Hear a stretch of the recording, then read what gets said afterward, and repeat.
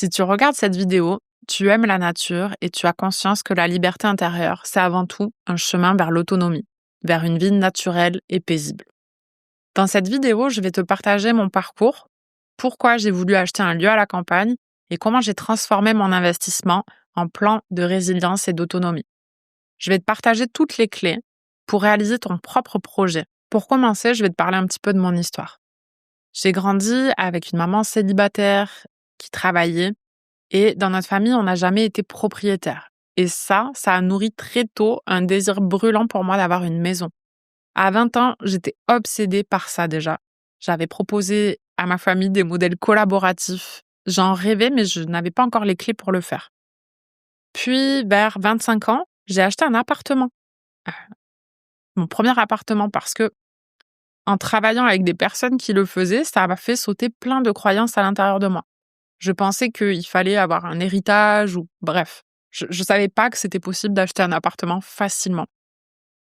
Donc ça a été un grand déclic parce que je me suis rendu compte que c'était possible, que c'était assez facile en réalité. Et puis quand il y a eu le Covid, ça m'a fait comme un électrochoc parce que je commençais déjà à tourner un petit peu en rond dans mon taf de cadre, mais surtout, j'ai pris conscience que notre liberté, elle était conditionnée à notre docilité. Et je n'étais pas très docile et donc j'ai vite compris que j'allais pas trouver ma liberté en ville, que j'avais besoin de retourner vers un mode de vie plus naturel, de trouver une autonomie financière, de revenir à une forme de souveraineté intérieure. Donc après cet électrochoc, j'ai commencé à chercher des solutions. Donc j'ai commencé à me pencher sur le sujet de l'investissement locatif. À l'époque, c'était ça qui me parlait. Comment devenir rentier immobilier. Donc, je me suis formée, j'ai bâti mon plan. Plein de choses ont évolué entre-temps, bien sûr, mais j'ai beaucoup appris à travers ce processus. Et donc, aujourd'hui, je vais te partager comment j'ai créé mon projet pour que tu puisses toi-même créer le tien en partant de zéro. Je vais te partager ces clés-là en prenant mon cas en exemple et le cas qu'une de mes abonnées a partagé pour avoir 2 cas différents et pour avoir comment différents cas de figure peuvent s'appliquer. Donc si tu veux gagner en autonomie, acheter ton propre lieu, devenir plus résilient, vraiment regarde cette vidéo jusqu'à la fin parce que je vais te donner toutes les clés. La première des choses, avant de tout commencer, prends une feuille et un stylo, c'est quel est ton objectif? C'est quoi ton besoin? Voilà, moi je t'ai expliqué, j'étais en phase un peu de réaction en fait. Et donc bien sûr, j'avais toujours eu ce désir brûlant d'avoir ma propre maison, mais le désir d'avoir une maison à la campagne pour devenir autonome, ça c'est venu après. Donc mon objectif, c'était vraiment ça, c'était de trouver une forme d'autonomie. J'avais aussi pour objectif d'offrir une maison à ma mère qui allait arriver à la retraite, une petite retraite, et je voulais aussi développer des revenus locatifs. Donc j'avais 3 objectifs. Le premier, le plus important, devenir plus autonome. Le deuxième, pouvoir loger ma mère. Et le troisième, développer des revenus. Donc pose-toi la question, quels sont tes objectifs? Est-ce qu'ils sont du même ressort? Est-ce que c'est l'autonomie? Est-ce que c'est vivre en pleine nature? Est-ce que c'est créer un projet avec ton conjoint, avec ta sœur? Peu importe. Mais sois au clair avec qu'est-ce que tu veux dans le fond. Ça peut être aussi devenir rentier. Moi, ça faisait partie des objectifs. L'autre exemple que je vais prendre de Léa, c'est d'habiter dans une forêt toute seule avec une petite activité locative. Donc, maintenant qu'on a cerné les objectifs, on peut se concentrer sur quel type de projet on va choisir. Parce que tu vois, j'ai commencé avec mes objectifs, mais je suis pas allée dans il me fallait une maison comme ci, comme ça. Non, ça vient après. Une fois que tu sais ce dont tu as besoin, ton objectif, tu vas voir ce qui va te permettre d'y arriver. Dans mon cas, c'était pertinent d'acheter une ferme parce que je voulais à la fois loger ma mère, à la fois avoir un logement pour moi dans un second temps, c'était comme une option. Et je voulais surtout avoir un grand terrain pour pouvoir y mettre des habitats insolites, donc type écologe, type cabane, pour créer des revenus locatifs. Donc moi, mon champ de recherche, mon projet, c'était ferme à rénover avec 1 hectare de terrain. à 1 heure à peu près de Toulouse, la grande ville la plus proche, pour que ce soit pertinent pour l'activité locative. Qu'aujourd'hui, tu peux vraiment réaliser tout un tas de projets. Tu peux acheter une ferme, une maison, un appartement, une tiny house, une écologe, une cabane, une yourte, une maison, un moulin. Enfin, vraiment, il y a plein d'options. Donc, il faut vraiment voir ce qui va le mieux convenir à ton projet. Donc, dans le cas de Léa, le projet, c'est une tiny house.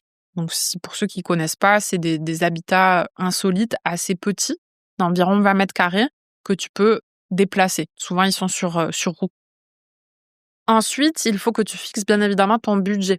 Quel est le budget que tu peux mettre dans ton projet? Donc, on verra dans un second temps comment financer le projet.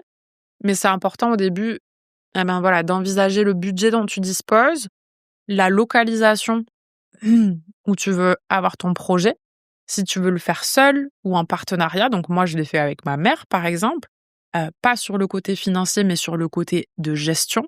Donc on peut aussi voir les choses comme ça. Tu peux collaborer pour financer le projet. Tu peux le faire avec quelqu'un pour se partager le travail. Tu peux y habiter ou le louer. Voilà, tout est possible. Donc, dans mon cas, j'avais un petit budget de moins de 150 000 € pour une ferme. On en trouve plein. Voilà, à environ 1 heure de Toulouse, en partenariat avec ma mère, pour à la fois y habiter et le louer. Mais moi, au départ, je n'avais pas prévu d'y habiter parce que je travaillais à l'époque. C'était vraiment un projet locatif, mais aussi d'investir dans mon autonomie. Pour le cas de Léa avec une tiny house, le budget, ça va être d'une tiny house. Il faut compter quand même, je dirais 50 000 € à peu près, et un terrain. Donc des terrains, c'est variable. Ça peut être entre 5 000, 10 000, 20 000, 30 000, ça va jusqu'à 150 000 € pour des terrains constructibles. Mais voilà, on peut trouver, il y a des parcelles de forêt à 5 000 €. Donc dans son cas, le projet est seul et ce serait pour y habiter et peut-être pour louer, faire une autre activité.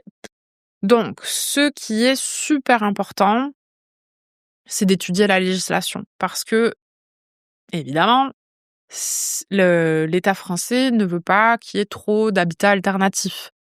Donc, il faut vraiment se renseigner sur ce qui est possible de faire sur une parcelle que tu vas acheter, par exemple.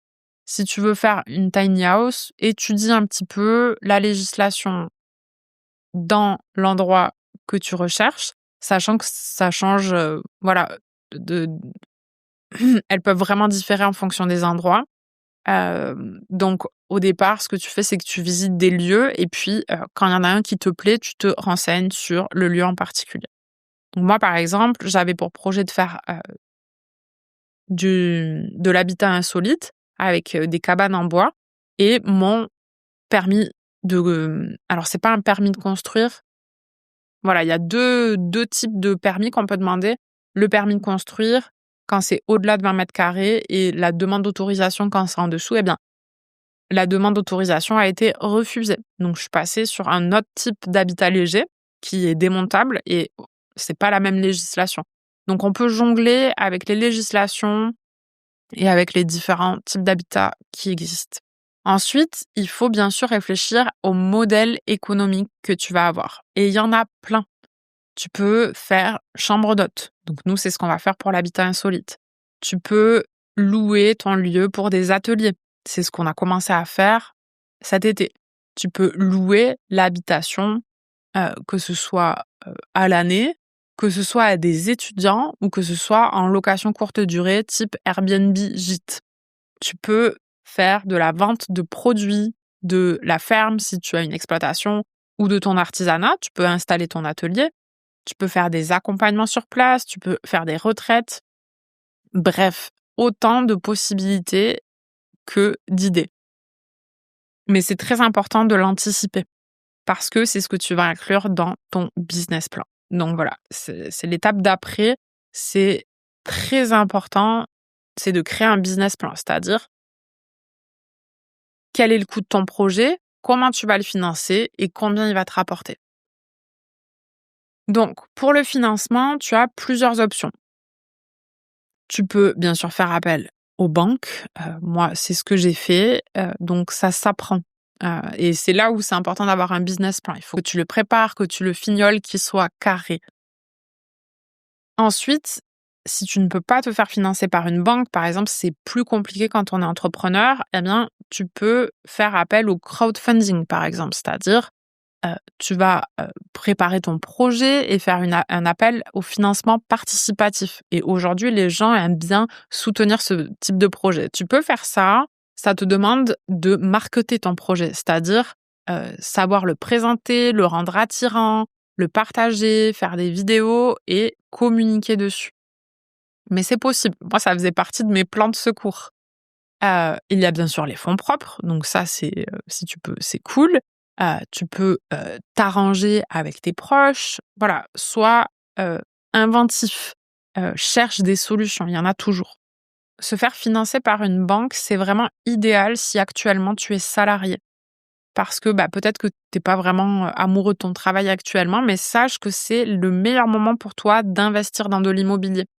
Les banques prêtent en fait, les banques, si tu as un CDI, elles te prêtent hyper facilement. Donc si ton projet est pertinent, heu, que tu l'as bien étudié, qu'il va te permettre, voilà, de s'autofinancer, eh bien, vraiment saisis l'occasion. Si, par exemple, tu en peux plus de ton travail aujourd'hui, dis-toi: OK, j'en peux plus, mais au moins ça va me permettre de créer la vie de mes rêves. Donc ça, c'est vraiment super, le meilleur conseil que je puisse te donner.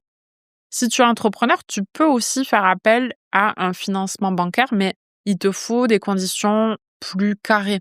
Il te faut, par exemple, 3 ans de salaire, que tu t'es versé de manière régulière. Donc voilà, il faut pouvoir cocher les cases.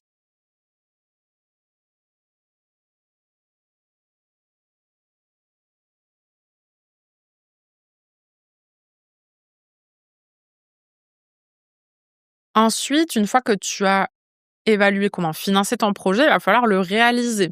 Et donc pour ça, il faut se mettre dans les bonnes conditions. Moi, ce que je te conseille, c'est, tu peux le faire d'ailleurs maintenant, tu peux mettre pause et si tu as déjà 2-3 idées et aller sur Le Bon Coin ou alors le faire là pendant que je te parle et commencer à te mettre des alertes. Donc par exemple, moi, qu'est-ce que j'avais fait? Je voulais à 1 heure de Toulouse à peu près. Donc j'ai cherché à peu près à 1 heure de Toulouse. J'ai mis ça comme paramètre sur Le Bon Coin.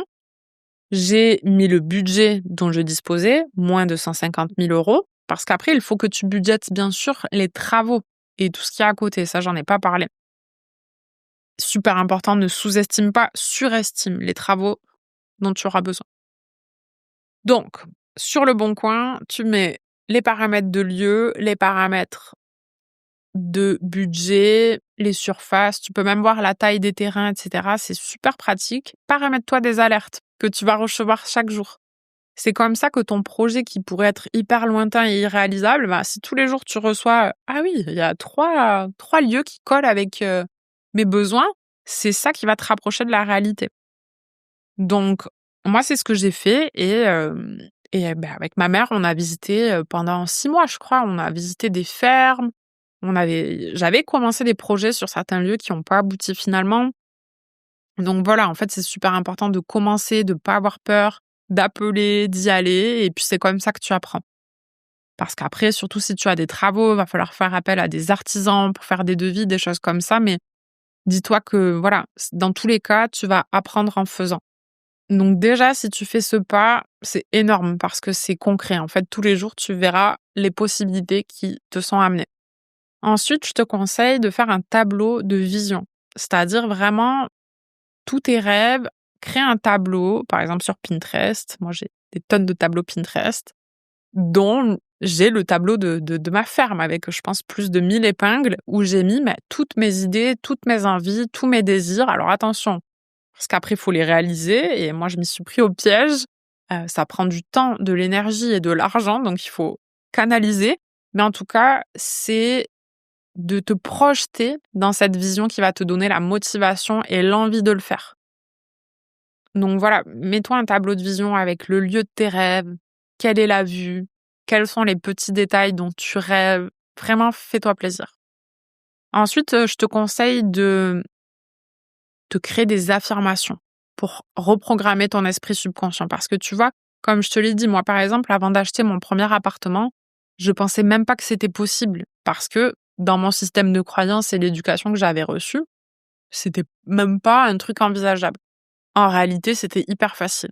Donc, le fait de t'écrire des affirmations liées à ton projet, ça va te permettre de reprogrammer ton subconscient. Si tu penses, par exemple, que c'est impossible, que c'est que pour les riches, que si, que là, eh ben, en écrivant des affirmations de je crée le projet de mes rêves, j'achète une maison, blablabla, ça va reprogrammer peu à peu ton esprit et du coup le rendre disponible pour cette opportunité. C'est super important. Le tableau de vision et les affirmations, c'est une pratique vraiment de base, mais qui change tout quand tu crées des projets, que ce soit ton entreprise, un projet, peu importe, ou acheter une maison. Ensuite, je te conseille de te préparer par la lecture parce que c'est un processus long tout ça. Donc, tu vas devoir te former sur beaucoup de choses. Si tu sais pas bricoler, si tu sais pas jardiner, si tu connais rien à l'investissement et à l'immobilier, bah forme-toi. Moi, j'ai commencé comme ça, vraiment. D'ailleurs, je vous partage le livre que j'avais acheté qui m'a permis de faire tout mon projet. C'était comment devenir rentier immobilier en partant de l'eau. Non, en partant de rien, pas en partant de loin, mais c'est la même chose. Et alors, c'est vraiment plus pour de l'investissement locatif. Donc, par exemple, acheter un appartement, le rénover un peu et le louer. Donc voilà, là, c'est la promesse de l'auteur, en gros, de devenir rentier comme ça au fur et à mesure du temps. Mais moi, j'ai utilisé tout ce qu'il enseignait pour mon projet, en fait. Alors, c'est là où il faut un bémol. C'est que, par exemple, dans mon projet, une ferme à rénover pour faire de l'habitat insolite, la banque, elle va recevoir ce projet comme un projet professionnel et pas un investissement locatif classique. Donc, c'est pas les mêmes conditions. D'ailleurs, c'est ce qui a fait que ça a bloqué pendant 1 an mon projet. Donc ça, il faut vraiment bien que tu le regardes, en te formant. Lis des livres sur le sujet, voilà, moi j'ai beaucoup lu sur ce sujet, regarde des vidéos. Il y a beaucoup de contenu gratuit ou pas très cher, qui peut t'aider, mais sache que, plus tu payes, des gens qui ont fait, plus tu vas apprendre les erreurs à ne pas faire, voilà, en fait, ces gens-là, ils te transmettent les fruits de leur expérience pour que tu ne fasses pas les mêmes erreurs, pour que tu aies accès aux raccourcis et que tu connaisses le chemin. Donc, en fonction de tes moyens et de ton envie, sache cela parce que, voilà, moi, j'ai fait la radine, j'ai acheté un livre à 20 €, j'ai fait plein d'erreurs et je pense que j'aurais pu économiser beaucoup d'argent, mais c'est la vie. Voilà, donc tu peux faire ça. Ensuite, bien sûr, heu tout ce qui est lié aux travaux, aux chantiers, regarde des vidéos, forme-toi, apprends parce que le moment venu, tu en auras besoin. Voilà, pour le jardin, même chose. Dans mon projet, comme il y avait un volet d'autonomie très important, pour moi, le cœur du projet, c'était planter un jardin-forêt. Donc, je me suis formée le temps que tout le projet se fasse. J'étais en appartement, je me suis formée, j'ai bouquiné, j'ai lu des vidéos, voilà. Ça, c'est hyper important et puis ça va te mettre dans les conditions mentales aussi. Il faut que tu comprennes que plus ça va habiter ton esprit, plus ça va demander à s'incarner. Donc plus c'est présent à l'intérieur de toi et tu y dédies ton énergie et ta concentration et voilà, plus grandes sont tes chances de le réaliser. Ensuite, il faut planifier, budgéter et préparer les chantiers. Donc voilà, ce que j'ai dit à un moment sur les travaux, il faut vraiment l'anticiper. Quand tu n'as pas d'expérience, c'est très dur au début, mais voilà, demande aux gens autour de toi qui ont fait des rénovations ou qui ont fait des projets comme ça. Regarde sur Internet, tu trouves tout sur Internet maintenant. Et puis voilà, planifie dans le temps, essaie d'évaluer combien de temps tels travaux peuvent te prendre. Ne sous-estime pas, c'est toujours plus long. Et budgète. Voilà, la grosse phase en fait de préparation, c'est ça, c'est planifier, budgéter et préparer les chantiers. Je te donne un exemple très basique pour que tu comprennes, mais voilà. Par exemple, peindre une pièce, ça commence par, planifier le moment où tu vas le faire. Il y a des phases. Tu vas commencer par détapisser. Donc tout ça, c'est une phase. Il faut que tu heu, que tu la prennes en compte. Ensuite, budgéter la peinture, les rouleaux, les bâches de protection, les scotch, pour protéger, voilà. Il faut vraiment faire tout ce travail de planifier et budgéter en amont parce que c'est ça qui fait que ça se passe de manière fluide après. et ça te donne en fait cette vision globale. C'est du boulot, hein, un projet comme ça, mais en fait, si tu le décomposes en parties, évidemment, c'est beaucoup plus digeste. Ce que tu peux faire, bien sûr, c'est des chantiers participatifs. Bien sûr, solliciter tes proches. Moi, mes proches m'ont énormément aidée, donc s'ils regardent cette vidéo, merci du fond du cœur, parce que ça aurait été impossible sans l'aide d'amis et bien sûr ma mère, c'est elle qui fait la majorité des travaux. Et j'ai aussi fait appel à du woofing à un moment donné parce que, voilà, gros projet, gros besoin, donc voilà, chantier participatif, appel à volontaires, en échange d'être nourri, logé, donc voilà, c'est une manière collaborative de faire des projets assez simples qui marchent bien. Donc voilà, je t'ai donné les clés principales pour réaliser un projet. Il faut vraiment, voilà, se former, apprendre, heu, rêver ton projet, puis ensuite le transformer en plan d'action, hein. C'est comme ça qu'un rêve devient de la réalité. C'est seulement le plan des actions pour y arriver. Après, il faut bien sûr les exécuter parce que sinon ça reste dans la tête. Et voilà, sache aussi que évidemment la vie peut évoluer. Moi, c'est ce qui m'est arrivé. J'avais 12 projets et puis finalement, plein de choses se sont passées. J'ai fait un burn-out. Seulement 1 mois après, je suis tombée enceinte.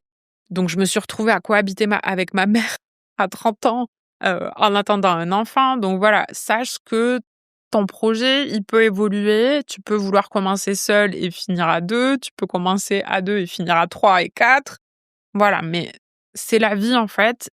L'important, c'est que tu évalues aussi ces options. Si tu es en âge d'avoir des enfants, fais-y attention. Et voilà, ne désespère pas si ça marche pas de suite. Moi, ça a mis, 1 an et demi. Au début, tout m'est arrivé sur un plateau. J'ai trouvé la maison, de mes rêves à un prix incroyable. Enfin, c'était parfait. Je suis allée voir mon banquier, petit blazer, tac tac, il me dit: «Oui madame, on vous suit». Mais j'étais là: «Mais c'est trop facile». J'étais là: «Oh!» Sauf que, après finalement, l'organisme bancaire a refusé et là, pendant 1 an, impossible de faire financer mon projet et finalement, j'ai réussi.